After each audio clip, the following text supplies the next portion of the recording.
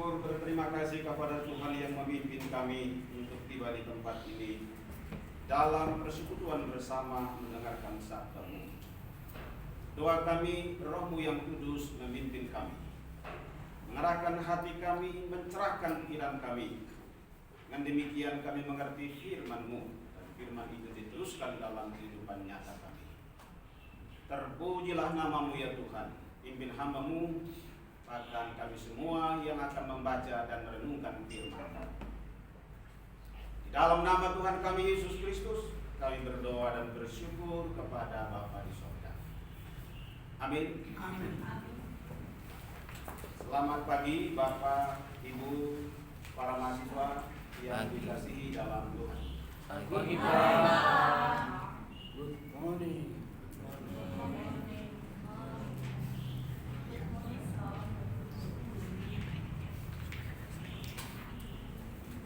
Baik, hari ini saya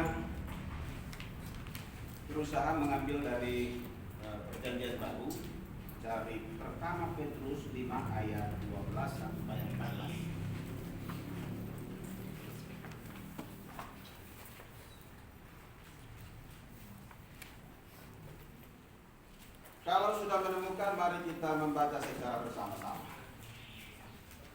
Pertama Petrus pasal 5 ayat 12 sampai dengan 14.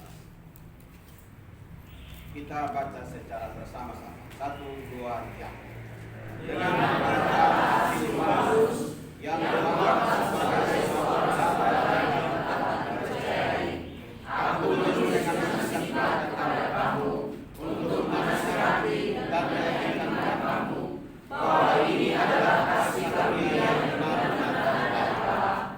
Berdirilah dengan teguh di dalamnya. Salam kepada kamu sekalian dari kawanmu yang terpilih yang dan juga dari Markus anakku. Berilah salam seorang kepada yang lain dengan cium yang tulus dan sejahtera menyertai kamu sekalian yang berada dalam Kristus. Amin. Ya, dari bacaan kita, judul atau topik yang kita beri adalah pengikut yang setia. Kenapa diberi topiknya atau temanya pengikut yang setia? Kita akan perhatikan beberapa alasan. Kalau kita membaca bagian ini, maka kita segera menemukan beberapa poin penting dalam bacaan kita.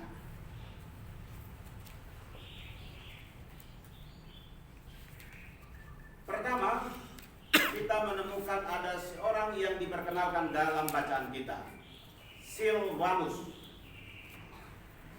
Kira tidak ada nama di sini Silvanus atau Silas. Lafalnya mungkin lebih cocok dengan lidah kita, Silvanus. Kalau kebiasaan kami orang timur itu begitu. Ketimbang menyebut Silvanus, agak sulit.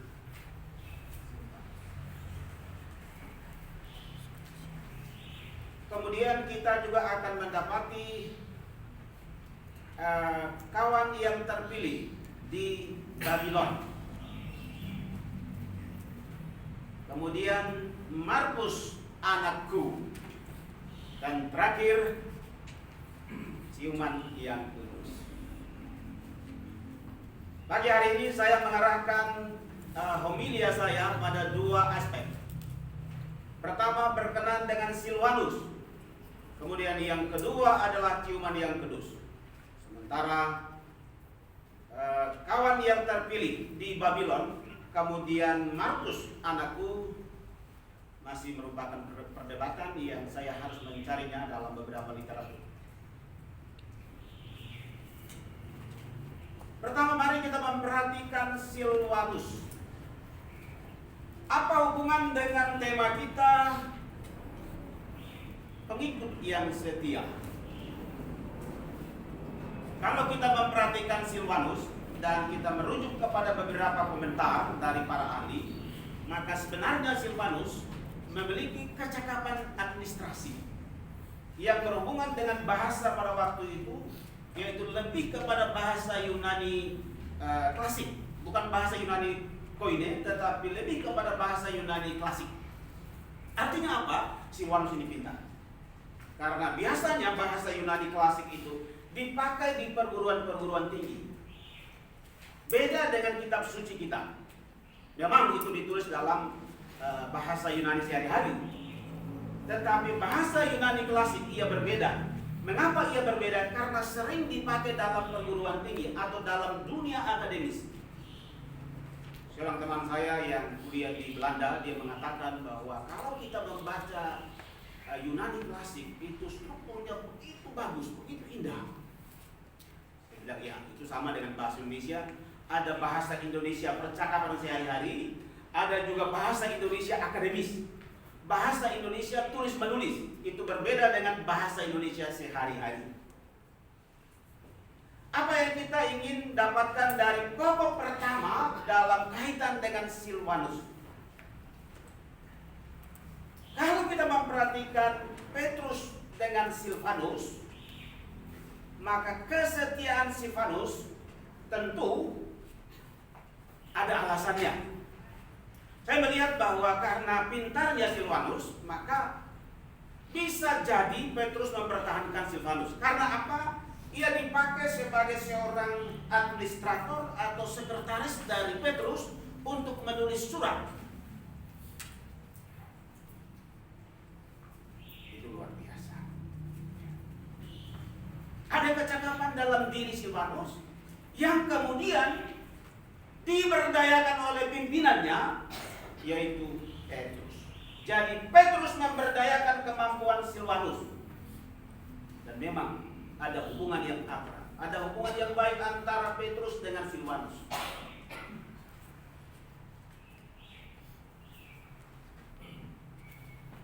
Apa hubungan dengan kita? Silvanus punya kemampuan, salah satu yang dikemukakan dalam teks ini adalah dia punya kemampuan dalam soal tulis menulis. Kemarin saya membaca dalam sebuah berita ada joki karya ilmiah. Ada dosen-dosen yang karena ingin kejar profesor, maka pakai orang lain untuk menulis sesuatu. Kemudian dipublis di Scopus. Disuruh mahasiswa untuk menulis, tapi karya mahasiswa dipakai untuk apa? Untuk kepentingan ke profesor. Hati-hati para mahasiswa kirim karya ilmiah ke dosen.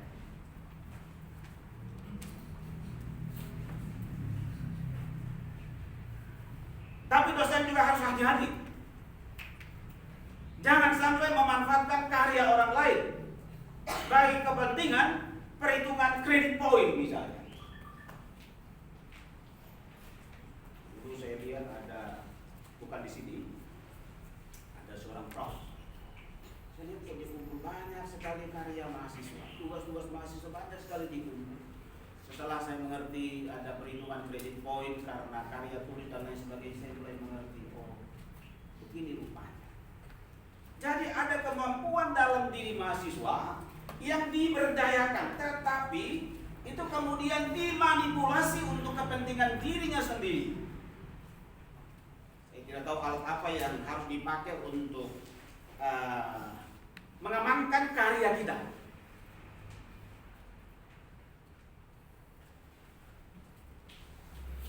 Ada juga yang dulu kumpul-kumpul tugas kemudian dijual, dikiloin begitu.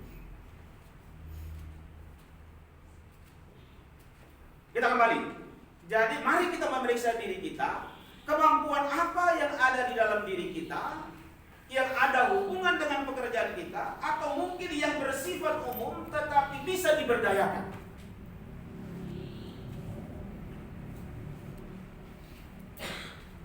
Kemarin saya mencoba memberi kesempatan kepada mahasiswa untuk studi mandiri. Lalu saya bilang, setelah kalian mengadakan studi mandiri, kumpulah tugas-tugas. Ada 2 orang yang begitu cepat mengirim. Saya lihat bagus juga mereka. Sehingga saya punya kesimpulan. Kalau saya terus-menerus bicara, maka saya tidak tahu kemampuan mereka.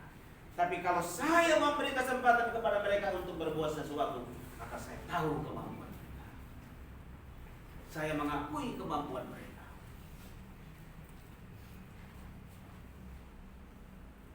Maka kemarin dalam satu peluang mengajar, kemarin saya tidak masuk kantor.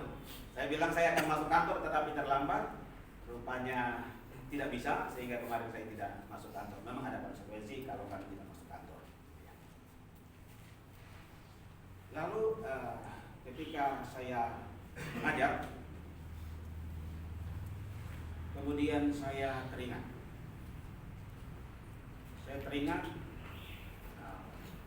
Kepada apa yang saya lakukan kemudian diambil oleh orang lain, dan itu memancing saya untuk marah, dan saya sampaikan kepada mahasiswa. Lalu saya sadar, oh ini tidak baik. Artinya kita melakukan sesuatu yang baik, kemudian kita sampaikan ke publik supaya publik mendapat sesuatu, tetapi ada juga yang salah memanfaatkannya.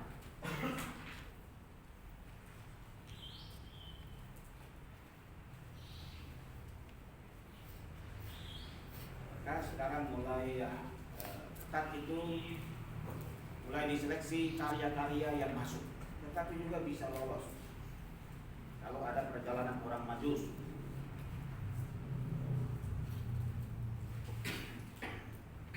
jadi mari kita belajar dari Silvanus. Jakarta merupakan tempat yang paling terbaik bagi kita yang berasal dari daerah untuk membenahi diri kita dengan sejumlah kemampuan, sejumlah keterampilan yang olehnya kemampuan kita untuk melakukan sesuatu. Ada pada diri kita kemampuan-kemampuan yang mesti diberdayakan. Saya dulu tamat dari SMIA, kalau istilah saya waktu itu SMIA namanya. Saya pertama di tata usaha, tetapi saya memilih itu program studi atau jurusan yang tidak pas bagi saya. Lalu saya pindah ke akuntansi, dulu istilahnya akuntansi. Ada sedikit ilmu akuntansi yang masih diingat secara khusus untuk surat-surat seperti Smith Law, Gender Style, dan lain sebagainya. Banyak yang saya lupa. Tetapi ada hal-hal tertentu yang mesti kita kembangkan dalam diri kita, sehingga berguna bagi kita, baik dalam lembaga di mana kita mengabdi, maupun secara pribadi di mana kita berada. Jadi ingat, bukan hanya Silvanus yang punya kemampuan, tetapi semua orang punya kemampuan. Hanya saja bagaimana diberdayakan. Untuk memberdayakan itu ada Petrus yang kemudian melihat peluang itu lalu memberdayakan Silvanus. Tetapi ketika memberdayakan Silvanus juga ya secara tulus, secara murni, tidak ada kepentingan-kepentingan yang lain.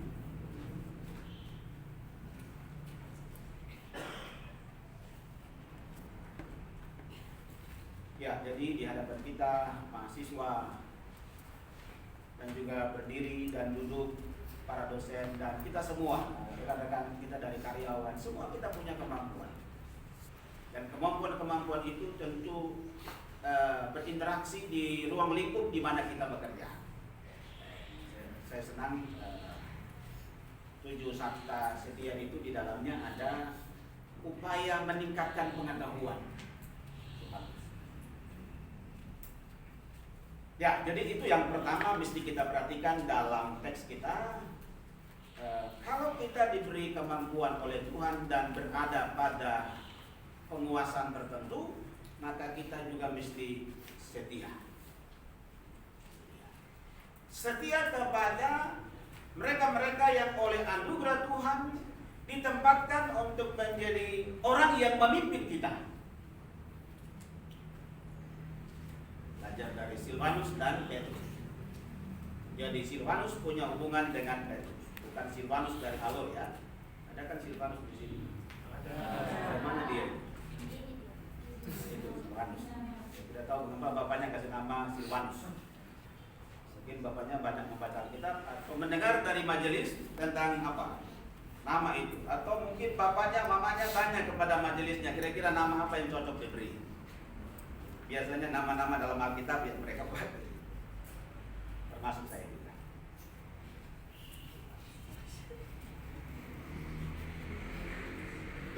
yang kedua, ciuman yang kudus. Menjadi menarik, tetapi ya indah juga kalau kita memperhatikan beberapa komentar. Saya mengambil beberapa komentar. Misalnya kita merujuk kepada praktik gereja mula-mula dalam soal ciuman kudus itu. Ada ciuman biasa, tetapi juga ada ciuman. Ya, ada ciuman kudus. Itu Pak Sony bisa tanya ke beliau. Dalam gereja mula-mula, ciuman menjadi bagian yang penting dalam ibadah Kristen. Jadi ciuman kudus itu dalam konteks ibadah. Maka ia dilakukan dengan penuh hormat.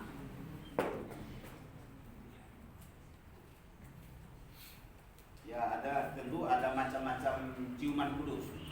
Bisa hidung ketemu hidung, hidung ketemu pipi. Mungkin kemungkinan besar adalah hidung ketemu pipi, ketimbang hidung ketemu hidung. Kalau kami di timur itu ada satu pulau yang biasanya kalau salaman itu hidung ketemu hidung.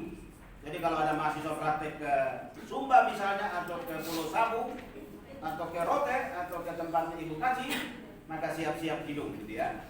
Apalagi pada waktu Natal, nah itu hidung kita menjadi sakit. Semua yang datang harus dicium. Jadi hidung ketemu hidung. Hingga kadang anak-anak muda menggunakan kesempatan. Waktu Natal gitu, cari rumah yang ada garis-garis cantik lah gitu masuk.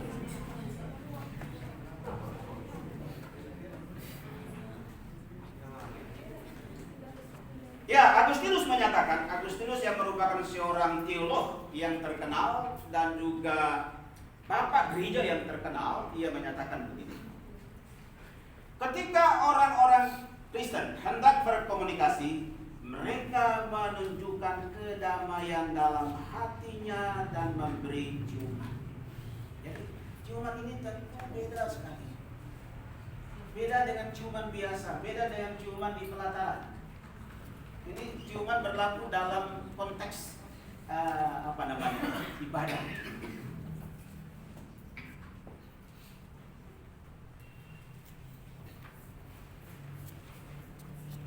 Lalu selain Agustinus, ada yang bernama Justinus Martir, tokoh gereja juga.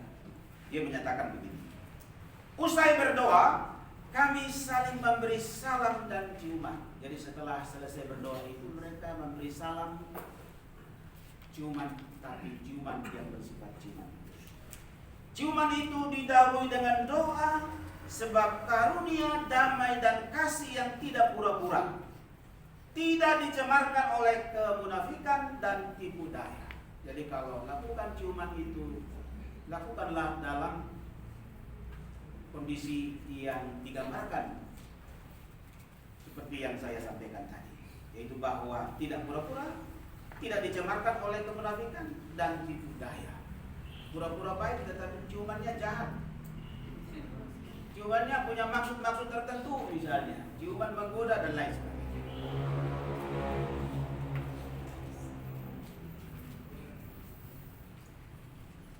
Jadi ada ranah tertentu yang masuk kata kudus di sana, ciuman kudus. Lalu saya tadi berlutut di situ. Nah, rupanya berlutut kudus juga mesti kita bicara. Ada berlutut kudus, ada juga berlutut tidak kudus. Berlutut kudus itu menjadi ciri khas dari ibadah kita, ibadah Santosa Asih. Tapi kadang juga kita menghindari berlutut. Biasanya sebelum ibadah dimulai kita semua berlutut. Jadi ini spesial, ini beda dengan berlutut yang lain. Berlutut kudus.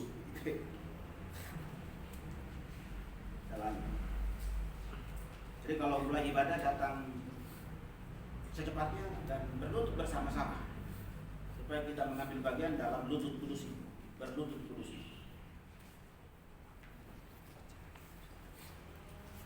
Ciuman adalah tanda bahwa semua luka telah dilupakan, semua kesalahan telah dimaafkan, dan mereka yang duduk di meja Tuhan sesungguhnya adalah satu di dalam Tuhan. Jadi inilah yang mewarnai praktik mereka yang berbeda dengan orang-orang lain dalam soal ciuman, yang kemudian dibedakan dengan putusnya. Orang lain juga melakukan ciuman itu, tapi berbeda dengan orang-orang yang percaya kepada Tuhan ketika mereka melakukan ciuman. Ya tentu orang Eropa beda lagi, mulut ketemu mulut.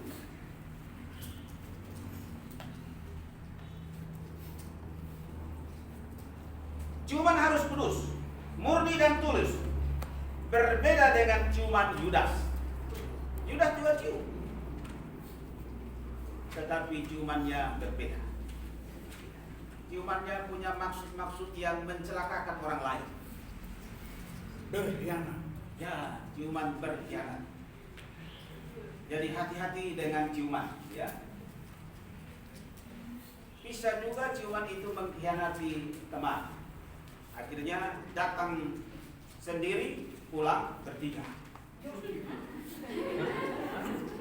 Bisa jadi.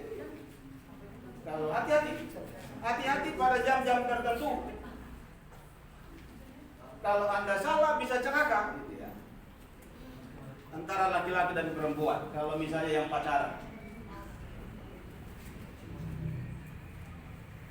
Jadi ciuman harus kudus, murni dan tulus, berbeda dengan ciuman Yudas. Di sini tidak ada nama Yudas.